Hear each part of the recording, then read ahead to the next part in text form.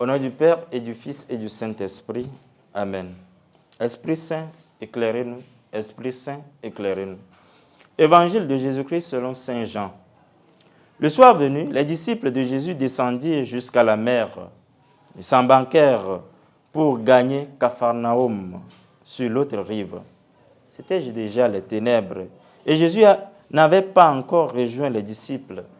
Un grand vent soufflait et la mer était agitée. Les disciples avaient ramé sur une distance de 25 ou 30 stades, c'est-à-dire environ 5000 mètres. Lorsqu'ils virent Jésus, qui marchait sur la mer et s'approchait de la barque, alors il fut saisi de peur. Mais il leur dit, « C'est moi, n'ayez pas peur. » Les disciples voulaient le prendre dans la barque. Aussitôt, la barque toucha terre là où il se rendait.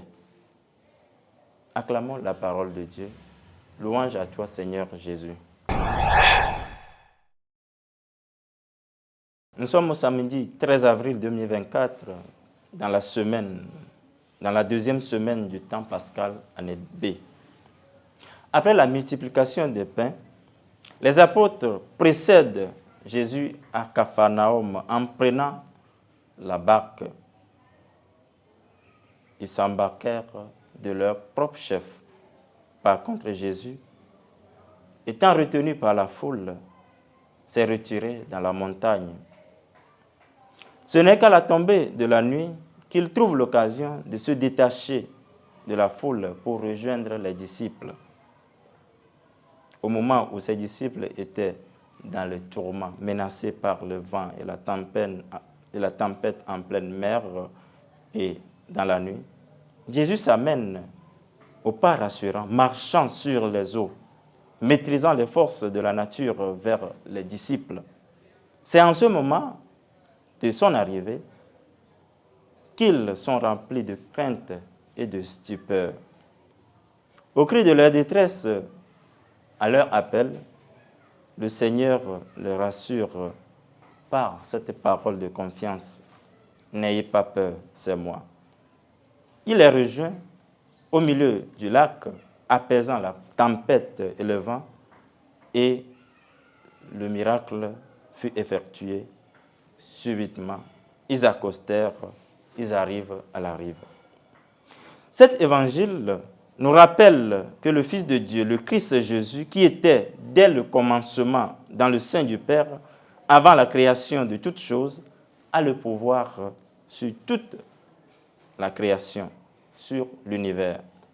Il maîtrise les lois infuses dans l'univers puisque c'est lui qui est le créateur. L'artiste maîtrise son œuvre. Ceci nous pousse à lui faire confiance, à ne pas avoir peur, à adhérer en sa parole. Deuxièmement, quand nous nous séparons du Christ, nous sommes égarés, nous sommes dans les ténèbres. Les ténèbres nous couvrent, on se détache de sa protection, on se perd. C'est le règne de nos désirs, de nos volontés de puissance, de nos opinions, de nos pensées. C'est la nuit dans notre vie. La crainte, le vide, la peur, c'est le mal qui envahit notre vie quand le Christ n'est pas là. En absence de Dieu, de Jésus-Christ dans notre vie, dans notre société, dans nos structures, cela court à la perdition. Mais étant donné que Dieu est toujours prêt à nous faire signe pour nous renouveler en lui, nous sommes invités à renouveler notre confiance en lui. Si l'on fait le pas et crie vers lui, si l'on l'appelle au secours, on arrive aussitôt à destination. Sachons convier le Christ à chaque instant de notre vie, car il maîtrise l'univers et est au-dessus de toutes choses. Il veut nous conduire au rivage. N'attendons pas le naufrage. C'est moi. Soyez sans crainte. Jésus nous dit, allons à la rive. Aujourd'hui et pour les siècles des siècles. Amen.